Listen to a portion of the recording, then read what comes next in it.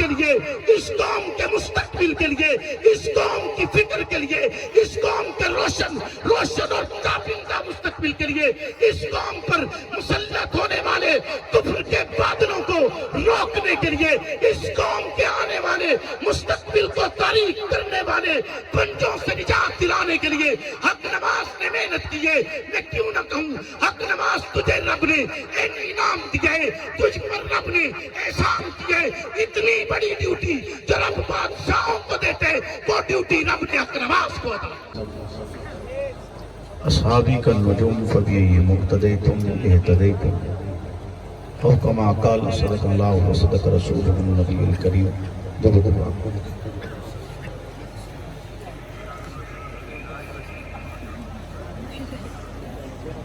اللہم صلی علی محمد معدن الجود والکرم منبع الحلم والحکم وآلہ وسلم۔ محمد سے پیار کرتے ہیں، تیرا احسان ہے مولا، ہماری بخشش کا بس یہی سامان ہے مولا۔ در شاہ مدینہ چھوڑ دیں جنت کے بدلے، یہ سودا ہم نہیں کرتے، ہمیں نقصان ہے مولا۔ تیرے باغی تیرے شاتم بشر اچھے نہیں لگتے، تیرا سایہ نہ ہو جن پر وہ سر اچھے نہیں لگتے۔ تیرے اصحاب سے مجھ کو محبت کیوں نہ ہو آقا، کسے اونچے گھنے ٹھنڈے شجر اچھے نہیں لگتے۔ میرے واجب احترام دوستوں بزرگوں، آج آپ کی اس شہر ڈیرہ اسماعیل خان میں اپنے بہت ہی محترم دوستوں کی پرخلوص دعوت پر محترم جناب گلستان صاحب، عثمان صاحب، عقیل صاحب اور دیگر ان کے تمامی ذمہ داران کی پرخلوص دعوت پر حاضری کا شرف حاصل ہوا ہے۔ صدر محفل حضرت قبلہ مفتی سعید ارشد الحسینی دامت برکاتہ العالیہ تشریف فرما ہیں، اور مجھ سے قبل آپ کے قلوب و اذہان کو منور فرما رہے تھے۔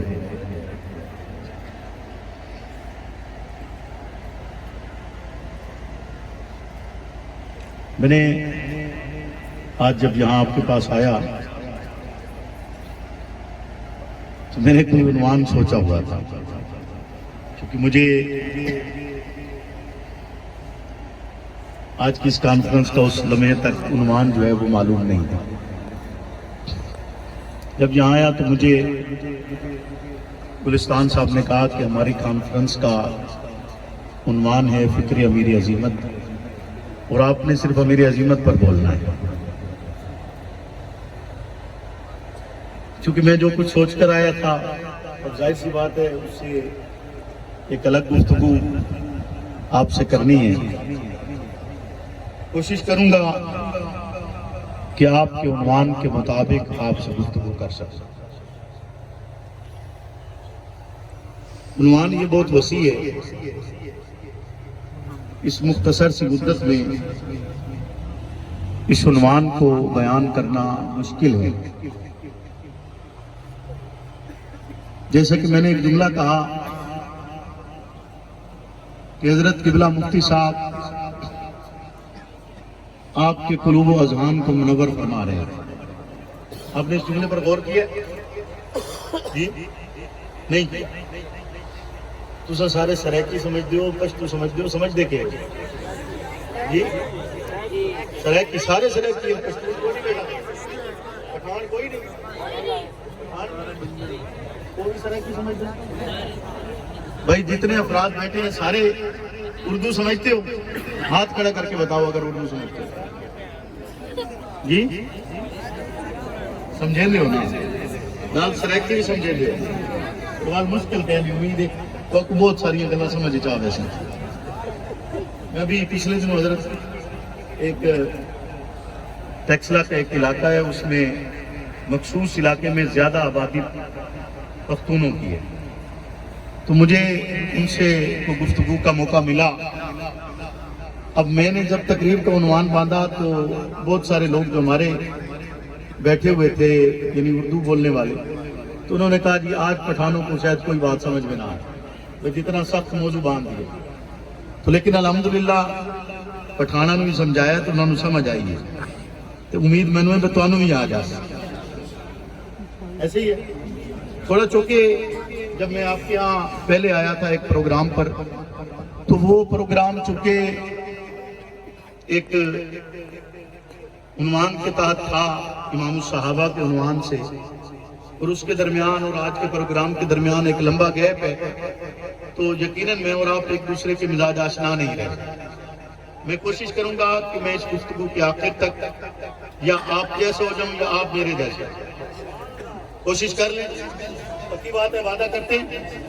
تو میں نے ایک جملہ کہا کہ حضرت قبلہ مفتی صاحب آپ کے قلوب و اذہان کو منور فرما رہے ہیں۔ آپ نے اس جملے کو سمجھا؟ نہیں سمجھا، جملہ نہیں نہ سمجھا، آپ نے اس کو روایتی الفاظ سمجھے کہ جیسے خطیب آتا ہے، بات کرتا ہے، بات کر کے بات کو صرف لفظوں کو جوڑتا ہے اور چلا جاتا ہے۔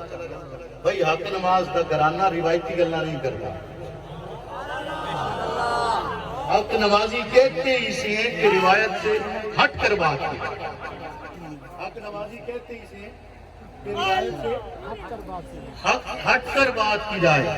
روایتاً تو سب جھوٹے کے ساتھ بھی کھڑے ہو جاتے ہیں، روایتاً سب سچوں کے ساتھ بھی کھڑے ہو جاتے ہیں، لیکن مزہ تو یہ ہوتا ہے کہ جابر حکمران کے سامنے کلمہ آتا ہے، جابر حکمران کے سامنے کلمہ آتا، ظلم کو ظلم کہا جائے، جبر کو جبر کہا جائے، شیطنت کو شیطنت کہا جائے، اور یہ کہنا حق نماز، یہ کہنا۔ تو میں نے لفظ اختیار کیا کہ حضرت قلوب و اذہان کو منور فرما رہے ہیں۔ آپ نے سمجھا ہوگا شاید کہ یہ جملہ روایتاً جیسے الفاظ بیان کرتے ہوئے یا حضرت کی تعریف کرتے ہوئے میں نے یہ الفاظ کہے، دراصل میں یہ سمجھتا ہوں کہ ذکر اصحاب رسول قلوب و اذہان کو منور کرتا ہے۔ ذکر اصحاب رسول جیسے اللہ کا ذکر، رسول اللہ کی بات، آپ کی سیرت مطہرہ قلوب و اذہان کو منور کرتی ہے، اسی طرح اصحاب رسول کا تذکرہ قلوب و اذہان کو منور کرتا ہے۔ آپ سوچ رہے ہوں گے کہ یہ کیسے ممکن ہے؟ تو ممکن اس طرح ہے کہ اصحاب رسول بذات خود جہاں اپنا ایک وجود رکھتے، لیکن جو زندگی انہوں نے گزاری، انہوں نے اپنا وجود ختم کیا، اپنی شخصیت کو ختم کیا، اپنے قبائل کو ختم کیا، اپنا خاندان ختم کیا۔ ان کے ادوار میں نسب کی بات نہیں ہوتی، ان کے ادوار میں رتبے کی بات نہیں ہوتی، ان کے ادوار میں قبیلے کی بات نہیں ہوتی۔ اس دور میں موجود جہاں بات شروع ہوتی تو نسب بتلایا جاتا، بات شروع ہوتی قبیلہ بتلایا جاتا، جہاں بات شروع ہوتی تو اس علاقے کی روایتی عصبیت ان کی راہ میں رکاوٹ پیش کرتی کہ ایک قبیلہ دوسرے قبیلے کی بات کا انکار کرتا، حتیٰ کہ ایک چھوٹی سی بات پر بھی کہ ایک شہد کی مکھی ایک باغ سے دوسرے باغ کی طرف چلی جائے تو اس بنیاد کو روایتی عصبیت بناتے ہوئے ان کے درمیان 100 سال تک جنگ قائم رہتی ہے۔ اس ماحول اور معاشرے کے افراد اپنے آپ کو بدلتے ہیں، اور میں کہوں تو اصحاب رسول کی روشنی ان کی ذاتی روشنی نہیں ہے، اصحاب رسول کا نور ان کا ذاتی نور نہیں ہے، اصحاب رسول کا وہ ایمان افروز لمحات کی وہ تمام تر جد و جہد ان کی ذاتی جد و جہد نہیں ہے۔ آپ نے دیکھا ہوگا، آپ کی زندگی آپ نے گزارتے ہوئے کبھی آئینہ اٹھایا ہو، آئینہ آپ سورج کے رخ پر کرتے ہیں تو وہ شعاؤں کو منعکس کرتے ہیں، روشنی کو منعکس کرتے ہیں، اور اس کے منعکس ہونے سے وہ روشنی ایک جگہ سے اس طرف جاتی ہے جہاں پر اندھیرا ہو، جہاں پر روشنی اس طرح نہ پہنچ رہی ہو، کم ہو، اس کے منعکس کرنے سے روشنی پہنچتی بھی ہے، روشن ہوتا بھی ہے۔ تو اگر میں کہوں اصحاب رسول وہ آئینہ ہے جو پیغمبر جیسے سورج کی روشنی کو اپنے سے منعکس کر کے امت تک پہنچا دے گا، وہ آئینہ ہے۔ تو اسی لیے میں نے آپ سے کہا کہ اصحاب رسول کا تذکرہ قلوب و اذہان کو منور کرتا ہے، قلوب و اذہان کو منور کرتا ہے، اور اسی لیے ہمیں یہ تذکرہ عام کرنا ہے۔ اس تذکرے کو بیان کرنا ہے، اس کے مطالب بتلانے ہیں۔ ایک بادشاہ گزرا نور الدین زنگی کے نام سے، آپ نے شاید نام سنا ہوگا، کتنے افراد نے نام سنا ہوگا؟ ذرا ہاتھ کھڑا کریں جی۔ تاریخ یہ کہتی ہے کہ خلفائے راشدین کے بعد اور عمر بن عبدالعزیز کے بعد پوری تاریخ اسلامی میں نور الدین زنگی جیسا عادل اور حکمران نظر نہیں آتا کہ جس نے اس پائے کا کام کیا، اس پائے کی محنت۔ نور الدین زنگی نے محلات نہیں بنائے، اس نے مال غنیمت جو مال بیت المال کا مال ہوتا اس کو لوٹا نہیں، بلکہ اس کے دور میں دمشق میں ایک ایسا شفا خانہ موجود تھا کہ جس کی بدولت وہاں پر لوگ ادویات حاصل کرتے، ان کی رہائش اور کھانا بھی ریاست کے ذمہ ہوتا، اور وہ جہاں سے بھی آتے ان کو ادویات بھی مفت ملتی۔ اس نے وہ بہت بڑا دواخانہ قائم کیا، اور لوگوں کی فلاح کے لیے میں نے ان سے منسوب ایک خواب ہے، سنا ہوا ہے وہ خواب؟ بولے نا، آپ سنا ہوا ہے؟ کتنوں نے سنا ہوا ہے؟ جنہوں نے سنا ہوا ہے وہ ہاتھ کھڑا کریں۔ بھائی میری یہ بھی عادت ہے کہ میں کچھ نہ کچھ گلاں پوچھنیاں بھی ہوں گی، ناراض تو نہیں ہو رہے؟ تو سب میرے سوالوں سے ناراض تو نہیں ہو رہے؟ جب آپ تھک جائیں آپ نے مجھے بتا دینا، میں بس کر دوں گا، میرے تھکنے کی آپ نے پرواہ نہیں کرنی۔ اگر میں اتنا لمبا سفر کر کے آپ تک آیا ہوں، آپ سے ملا ہوں، سارا دن بھی وہاں کام کیا، واپس بھی جاؤں گا، اگر میں اس سے نہیں تھکا تو میں آپ سے گفتگو کرتے ہوئے بھی نہیں تھکوں، لیکن جب آپ تھک جائیں آپ نے بتانا ضرور، ٹھیک ہے؟ تو یہ صرف آتے ہو تو صاحب کوئی نہیں۔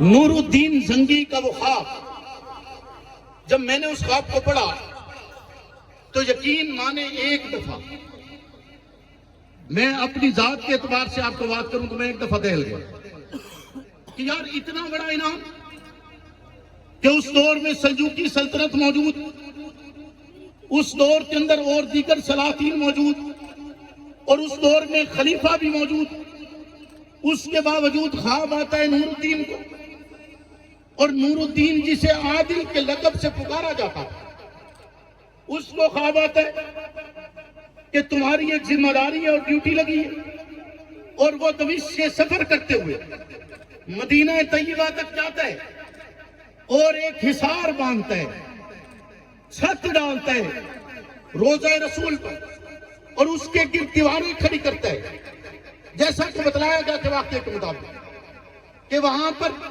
دراندازی کی جا رہی تھی، رسالت پناہ کی، کہ حجرے تک پہنچنے کی کوشش کی جا رہی تھی، تو بادشاہ وقت کو خواب آیا، اور بادشاہ وقت کی ڈیوٹی لگی، ذمہ داری لگی کہ تم جاؤ اور جا کر اسے روکو، یعنی کمزور کو نہیں کہا کہ تم دفاع کرو، طاقتور سے کہا ہے، بادشاہ سے کہا گیا ہے، اسے پیغام دیا گیا ہے کہ جا کر دفاع کرو، اور آج تک اس مقام کی ذمہ داری بادشاہوں کے پاس چلی آ رہی ہے۔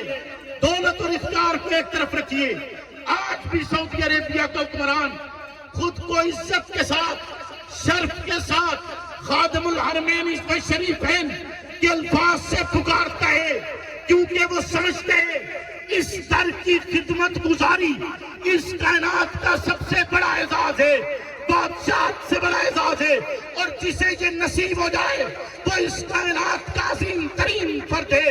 اگر نور الدین کو اس زمانے میں امتی کہہ کر پکارا جاتا ہے، نور الدین کی ڈیوٹی محمد عربی کے روزے کے تحفظ کے لیے لگتی ہے، اور نور الدین خوش قسمت کہلاتا ہے، تو پھر میں کیوں نہ کہوں حق نواز اس زمانے کا خوش قسمت ترین انسان ہے، حق نواز پاک پاکستان کی سرزمین کا خوش قسمت ترین فرد ہے جس کی ذمہ داری محمد عربی کے غلاموں کے دفاع پر لگائی گئی، جس کی ذمہ داری محمد کے روزے کے تحفظ کی لگائی گئی، جس کی ذمہ داری رب کسی پر وہ بوجھ نہیں ڈالتا جو وہ بوجھ اٹھا نہیں سکتے۔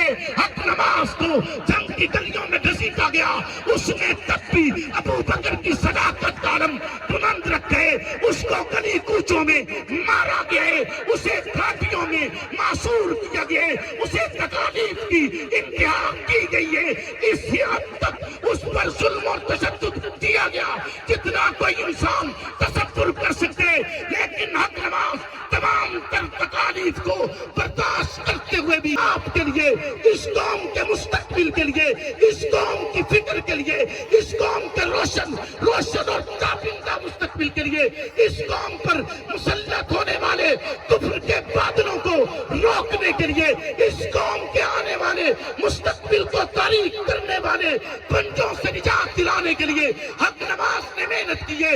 میں کیوں نہ کہوں حق نواز تجھے رب نے انعام دیا ہے، تجھ پر رب نے احسان کیا ہے، اتنی بڑی ڈیوٹی جو رب بادشاہوں کو دیتے ہیں وہ ڈیوٹی رب نے حق نواز کو عطا کی۔ جیوے حق نواز کل بھی زندہ تھا، جنگوی کل بھی زندہ تھا۔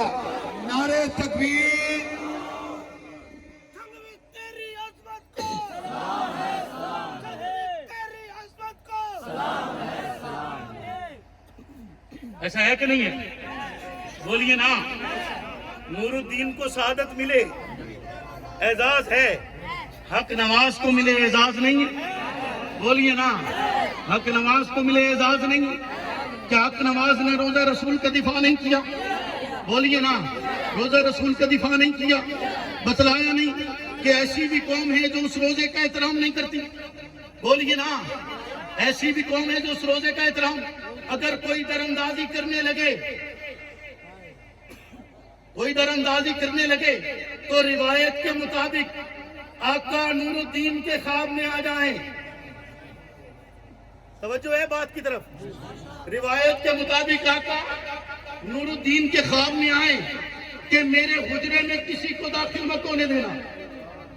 حجرے میں داخل، بولیے نا، تو کیا ابو بکر عمر محمد عربی کی اجازت کے بغیر داخل ہوئے؟ بولیے نا۔ شہنشاہ اکبر کو ایک رات اندھیرا ہو گیا، اسے ڈر لگا، اسے خوف آیا کہ یہ کیا ہو گیا، قبر کا اندھیرا کتنا اندھیرا ہوگا۔ صبح اٹھا پریشان ہے، تو اس وقت اس کا ایک ہندو مصاحب بھی تھا۔ اس ہندو مصاحب نے کہا کہ آپ اتنی صدیاں گزرنے کے بعد محمد عربی صلی اللہ علیہ وسلم کے غلام ہیں، ان کے دین کے نام لیوا ہے، اگرچہ بعد میں اس نے کچھ دین میں غلط اختیار بھی کیا، لیکن اس لمحے کی بات کر رہا ہوں جب ابھی وہ قبر کا خوف رکھتا ہے، نظریہ اس وقت تک تبدیل نہیں ہوتا جب تک قبر کا خوف ہو۔ نہیں سمجھے گا؟ جب تک قبر کا خوف ہو نظریہ اس وقت تک تبدیل ہے۔ بولیے نا، نظریہ اس وقت تک تبدیل جب تک قبر کا خوف ہو یا قبر کی جگہ ملنے کی امید ہو۔ بولے نا، یا قبر کی جگہ ملنے کی امید ہو یا قبر کا خوف ہو، نظریہ اس وقت تک ختم، بولے اس وقت تک ختم نہیں ہوتا۔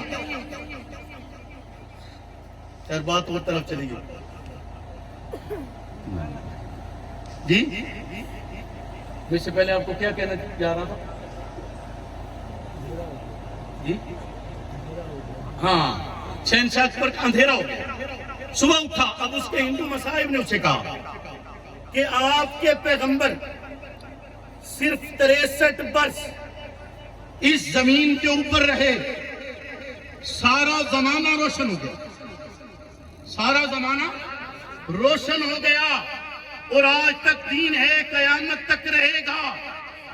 اور وہ محمد عربی اب تو زمین کے نیچے 1400 سالوں سے موجود ہیں۔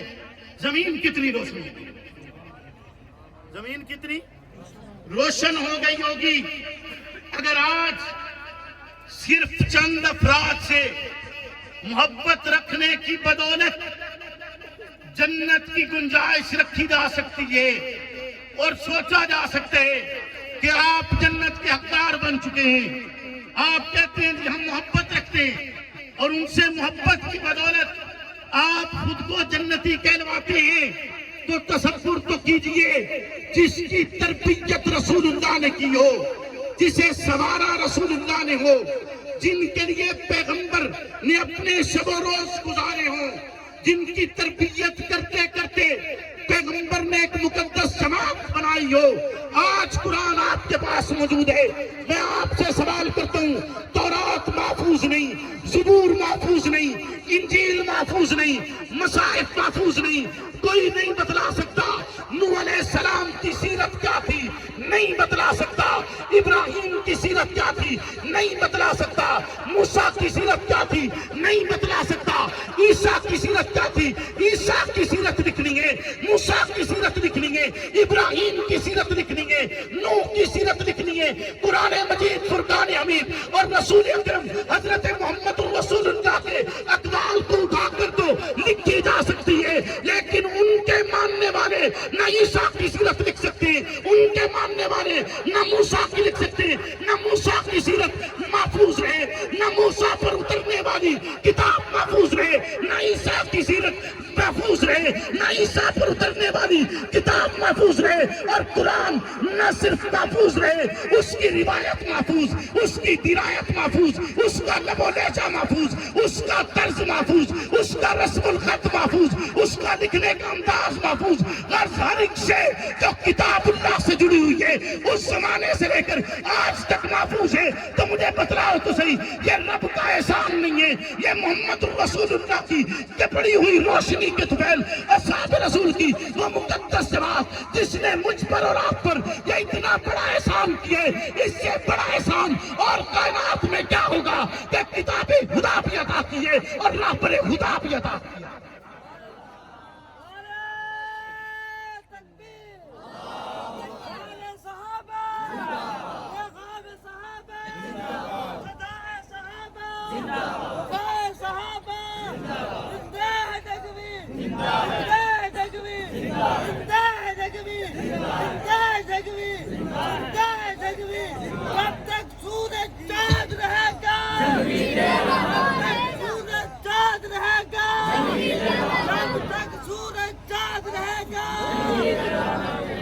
रहेगा इंशाल्लाह रहेगा, क्योंकि उनका नाम है ना जिनका नाम लिया था। बोलिए ना, उसी निस्बत की तो फैली है ना। बोलिए बोलिए, बोलते क्यों नहीं आप खामोश क्यों हैं, आप सुन क्यों हैं? बोलिए ना, बोलते क्यों नहीं? मैं समझता हूँ आप तक तकलीफें पहुंची है, मैं समझता हूँ कि उन तकलीफों का मदावा नहीं हुआ, मैं समझता हूँ कि आप तक दर्द आए और फिर आपको दर्द सहने के लिए छोड़ दिया गया। मैं समझता हूँ आपकी उन तकलीफों को, लेकिन सच ये है कि मैं और आप बराबर के हिस्सेदार हैं। जैसे आपने तकलीफें सही, हमने भी सही। आपको किसी ने नहीं पूछा, हमें भी नहीं पूछा, हमने और आपने उसे बराबर सहा। लेकिन अगर बराबर सहने के बाद हम एक अच्छी बुनियाद रख जाते, आने वाली नस्लों की बेहतरी के लिए एक बुनियाद रख जाते, तो मेरा ख्याल में ये सौदा सस्ता है, महंगा नहीं। ये तकालीफ आर्जी थी, गुजर गई। वक्त आएगा कि इन तकालीफ का अल्लाह रब्बुल इज्जत मदावा भी फरमा देंगे, आसानियां भी अता फरमा देंगे, राहत भी अता फरमा देंगे। लेकिन ये मासूम बच्चा जो आज आपके इस जलसे में आया, अभी तक उसे कोई पता नहीं कि वो क्यों आया, किसी के कहने पर आया होगा, वालिदैन की मोहब्बत की वजह से आया होगा, लेकिन उसे पता तो होना चाहिए कि हक नमाज था क्या। हक नमाज क्या था? क्या हक नमाज एक फर्द का नाम है? हक नमाज क्या है? हक नमाज एक फिक्र है, हक नमाज एक सोच है, हक नमाज एक नजरिया है। वो नजरिया क्या है कि हक नमाज कहते हैं रब को बिदा नहीं होता, रब झूठ नहीं बोलता, रब को धोखा नहीं होता, رب وہی بھیجتا ہے تو جس کی طرف بھیجتا ہے اسی کی طرف آتی ہے. اگر اس کا بھیجا گیا سورج اپنے مدار میں گھومے, اس کا بھیجا گیا چاند اپنے مدار میں گھومے, اس کی بنائی ہوئی زمین اپنے مدار میں گھومے, اس کے قائم کردہ ملائکہ جو میرے اور آپ کے کندھوں پر کرامن کاتبین اپنی لکھنے کے کام میں سستی نہ کریں. منکر نکیر سوال و جواب میں کسی قسم کی غفلت نہیں کرتا, منکر نکیر سے غفلت نہیں ہوتی, کرامن کاتبین سے غفلت نہیں ہوتی, سورج سے غفلت نہیں ہوتی, آسمان کے اوپر موجود ستاروں سے غفلت نہیں ہوتی, چاند سے غفلت نہیں ہوتی. زمین اپنے مدار میں گھومتی چلی جا رہی ہے, اس وقت تک گھومے گی جب تک وہ رب چاہے گا. ہر ایک شے اسی مدار میں گھومے گی جس میں وہ رب چاہتے. اگر یہ سب غلطی نہیں کرتے کیسے ممکن ہے کہ رب کا بھیجا ہوا فرشتوں کا سردار غلطی کرے؟ نہیں, وہ بھی غلطی نہیں کرتا. جبریل کو رب نے محمد کی طرف بھیجا, وہ محمد کی طرف آیا, محمد تک پیغام لے کر آیا اور پورا پہنچایا. اور جب بھی جبریل آتا ہے تنہا نہیں آتا. کہاں تنہا نہیں آتا؟ وہ جبریل آئے صحرا میں آئے, تنہا چلا آئے. وہ زمین کے کسی اور گوشے میں جنگل نخلستان میں آئے, تنہا چلا آئے. وہ پیغمبر تک وہی پہنچانے کے لیے سواری پر اترے, تنہا چلا آئے. غار میں آئے, تنہا چلا آئے. غار ہرا میں آئے, تنہا چلا آئے. لیکن جب بھی جبریل امی عائشہ کے حجرے میں اترا تنہا نہیں آیا. جب بھی آیا 70,000 فرشتے اس کے ہمراہ ہوتے تھے. اور وہ روایت آج تک اسی طرح قائم ہے جیسے سورج کا مدار میں گھومنا قائم ہے, جیسے چاند کا مدار میں گھومنا قائم ہے, جیسے زمین کا اپنے مدار کے گرد چکر قائم ہے. 70,000 فرشتے آج بھی حجرہ عائشہ پر صبح و شام حاضری دیتے چلے آ رہے ہیں. نعرے تکبیر, شان رسالت, شان صحابہ زندہ ہے جھنگوی, زندہ ہے جھنگوی جب تک سورج چاند رہے گا. ایک فرد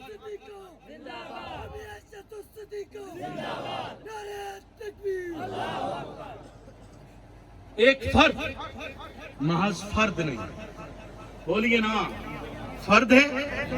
بولیے حق نواز کی فکر ہے کہ رب کو رب مانا جائے. بولیے نا حق نواز کی فکر کیا ہے؟ اونچا اونچا اونچا. حق نواز کی فکر کیا ہے؟ رب کو رب مانا جائے. اور رب کون ہے؟ رب کون ہے؟ اللہ ایک ہے. بولیے تنہا ہے, اکیلا ہے, کوئی اس کے ساتھ شریک نہیں. جیسے آپ نے پڑھتی ہے قرآن میں قل هو اللہ احد, اللہ ایک ہے. بولیے نا اللہ ایک ہے, وحدہ لا شریک ہے. اسے نیند نہیں آتی, اسے اونگ نہیں آتی, اسے دھوکہ نہیں ہوتا. بولیے نا اسے دھوکہ, کوئی کہے اسے دھوکہ ہوتا ہے تو کیا ہوگا جی؟ اونچا اونچا کیا ہوگا؟ کافر ہوگا. کوئی کہے کہ رب نے دھوکہ دیا تب بولے, کوئی کہے کہ رب کو پہلے پتا نہیں تھا بعد میں پتا چلا, یہ کہنے والا کیا ہوگا؟ اونچا اونچا کیا ہوگا؟ کافر ہوگا. یہ فکر حق نواز ہے. حق نواز بتلاتا ہے کہ رب کیا تھا اور کیا بنا کر پیش کیا جا رہا ہے. وہ رب ہے, اس کی رب العالمینیت جو اس کائنات پر قائم ہے, وہ اس میں تنہا ہے, یکتا ہے, بے مثال ہے, لاریب ہے, اس کا کوئی شریک نہیں. جب وہ مدد کرتا ہے تنہا کرتا ہے, مدد کرنے کے لیے بھی وہ کسی کا محتاج نہیں ہے. مدد کرنے کے لیے بھی محتاج, بولیے محتاج ہے نہیں ہے نا محتاج. جبریل امانت دار فرشتہ ہے. فکر حق نواز ہے. فکر حق نواز کیا ہے کہ جبریل امانت دار فرشتہ ہے. اس نے اپنی امانت پورے طریقے سے پہنچائی. ایسا نہیں ہوا کہ آنا علی پہ تھا گیا نبی پر, نہیں, جانا ہی محمد الرسول اللہ پر تھا. رب نے بھیجا ہی محمد الرسول اللہ پر تھا, وہ گیا بھی محمد الرسول اللہ پر ہے. بولیے نا یہ کیا ہے؟ اونچا اونچا کیا ہے؟ فکر حق نواز کے. یہ بچے کل آپ سے پوچھیں حق نواز کی فکر کیا تھی. حق نواز کی فکر, تیرا عقیدہ حق نواز کی فکر تھی. تیرا عقیدہ حق نواز کی فکر تھی. یاد رکھیے گا, ایک قلب ہے ایک قالب ہے. ایک قلب ہے ایک قالب ہے. قلب میں تصدیق ہوتی ہے، قالب اس کے ظاہر کو پیش کرتا ہے. قلب میں تصدیق ہوتی ہے، قالب اس کے ظاہر کو پیش کرتا ہے. قلب تصدیق کرتا ہے، زبان اقرار کرتی ہے. بولیے نا زبان، یعنی حال بتلاتا ہے کہ حلیہ کیسا ہونا چاہیے. حال بتلاتا ہے کہ حلیہ کیسا ہونا چاہیے. یہ ہے فکر حق نواز کہ جیسا حال بتلا رہے ہو ویسا حلیہ بھی، بولیے ویسا حلیہ بھی ہونا چاہیے. اگر ویسا حلیہ نہیں تو حال میں 2 نمبری ہے، حال میں.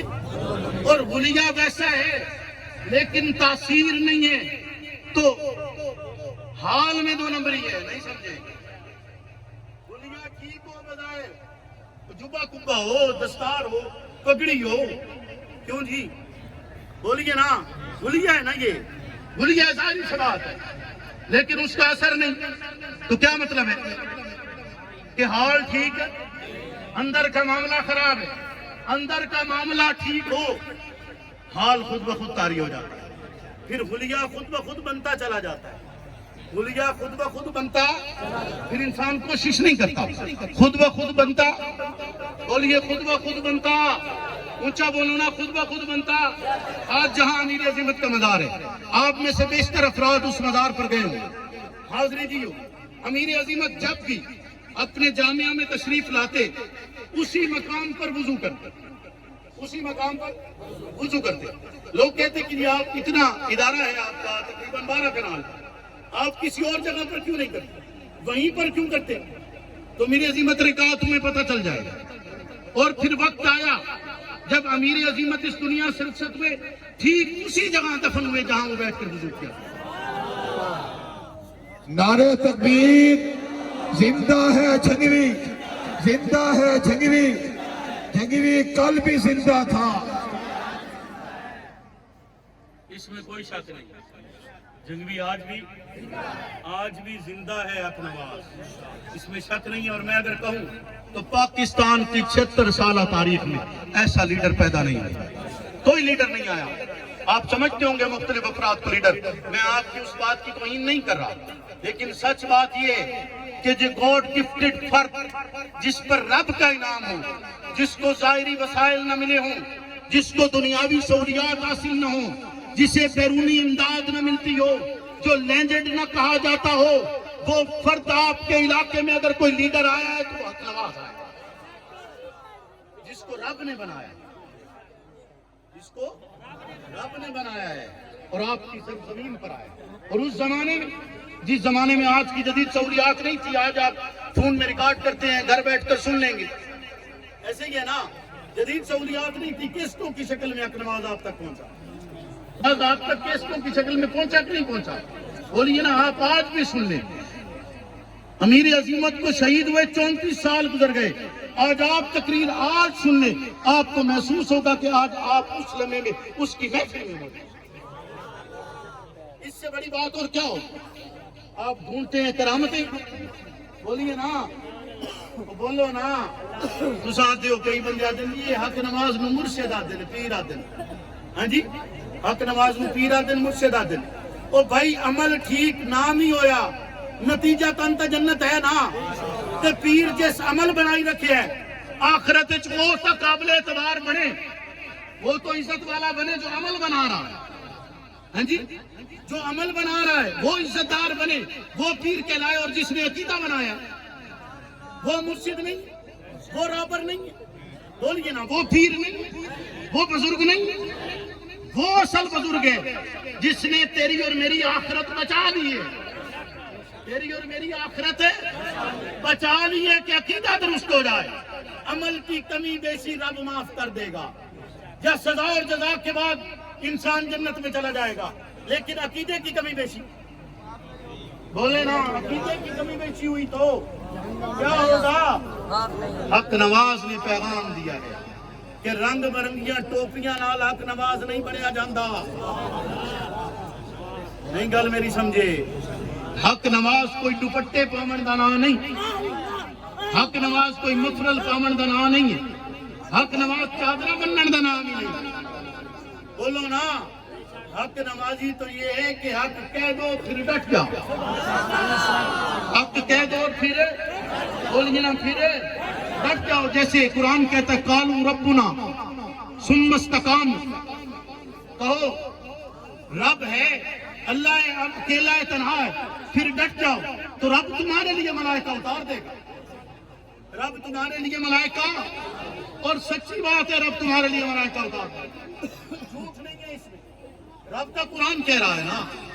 یقین کے ساتھ پڑھ تو صحیح, یقین کے ساتھ اسے رب کہے تو صحیح, پھر ملائکہ اترتے دے, پھر ملائکہ اترتے دے. نگاہیں تیری ملائکہ اترتے ہوئے دیکھیں گے, تیری زندگی تجھے بدلتی ہوئی نظر آئے گی. تو حق نوازی کے راستے پر چل تو صحیح, حق نوازی کے راستے پر بولیے نا, حق نوازی کے راستے پر چل تو صحیح. امام احمد بن حنبل بہت بڑا نام, سنا ہوا ہے آپ نے جی, یا میں پہلی دفعہ بتا رہا ہوں جی, سنا ہوا ہے؟ اونچا بولو. تھوڑے علاقے چ کوئی مشہور ڈاکو وہ نام دسیا, دسو جی, کوئی مشہور ڈاکو؟ نہیں ایسا نہ, ایسا نہ نہیں. بھائی دیکھیں, کسی سیاسی لیڈر کا نام آپ نے نہیں لینا. میں نے چونکہ میرا ایک طرز ہے کہ میں کسی کے خلاف ایسے انداز کی بات نہیں کرتا, آپ مجھے بھی اس پر نہیں لائیں. تو تھوڑے علاقے کا کوئی مشہور ڈاکٹر اس بڑی سزاواں کٹ گئی جی,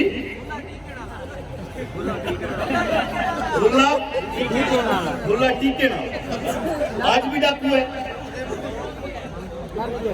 اچھا آخری بات کر رہا ہوں, ہم سے نہیں, توجہ ہے آپ کی. گلا ٹیکے نا جی, گلا ٹیکے نا کیا کریں بھائی جی, ڈاکو ہے. آخری ٹائم تک توبہ کی تھی جی, ڈاکے مرندہ رہ گیا جی, اونچا بولو نا, ڈاکے مرندہ رہ گیا کہ کہنا جی, اجے جی نا یہ کچھ بہت مر گیا. ڈاکو تو ولی کمال دو گے, ڈاکے مرے دا پتہ ہی کہہ دی مر گیا جی.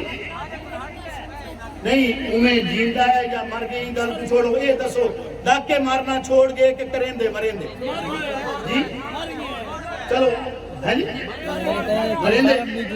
پرچے تھے نو دے دے اچھی, پرچے تھے کو سزانا نہیں ہے. بولو نا, کدی فتیجہ بھی ہو سی, مرندہ بھی ہو سی, پولیس انہیں پچھو دا ویندی ہو سی. ایویں گل اندے کتے جے اے محفل یعنی جی میں تھوڑا پروگرام ہے یہ دعا منگنی شروع کر دے گے تو تساں کی آکھیا سو, تساں کہ مولوی صاحب کمال نہیں تہاڈی. ہاں جی, میں ڈاکو کی دعا, ہاں جی, حالانکہ تو آپ کو پتہ ہے میں ڈاکوؤں کے خلاف ہاں, بولتے نہیں ہیں, میں ڈاکوؤں کے خلاف ہاں تو آپ کو پتہ ہے. تو تساں آپ کو ڈاکو کی دعا جی تصور کر سکتے ہو سب, ڈاکو کی دعا یعنی تہاڈی یہ محفل اتھاں موجود افراد ڈاکو کتے دعا کرنے کو مصیبت سمجھ دیں اور آخر کی الفاظ کیوں آکھے منیں, اندے کتے دعا کیوں کیتی منیں.